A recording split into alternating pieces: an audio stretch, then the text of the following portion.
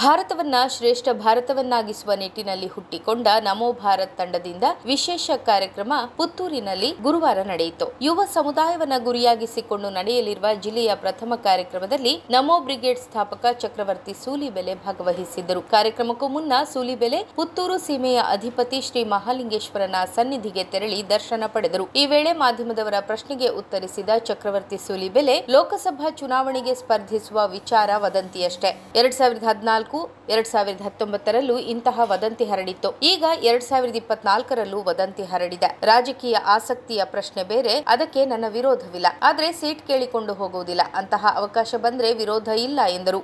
ವದಂತಿಗಳಾಗಿ ಅದು ನಡೀತಾ ಇದೆ. ಇದು 2014ರಲ್ಲೂ ಬಂದಿತ್ತು, 19ರಲ್ಲೂ ಬಂದಿದೆ, 24ರಲ್ಲೂ ಬರ್ತಾ ಇದೆ, 29ರಿಗೂ ಬರ್ಬೋದು ಅಂತ ಅನ್ಸುತ್ತೆ ನನಗೆ.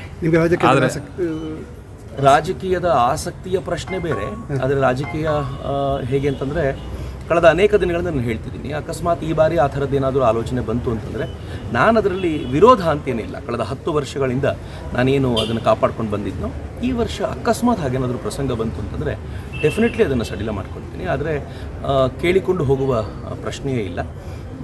ಇದು ಏನಾದರೂ ಆಗಬೇಕು ಅಂತ ಮನಸ್ಸು ಭಗವಂತನ ಇಚ್ಛೆ ಇದ್ದರೆ ಖಂಡಿತವಾಗಿಯೂ. ಈಗ ಸ್ಪರ್ಧೆ ಮಾಡೋ ಸಾಧ್ಯತೆ ಇದೆಯಾ ಸರ್?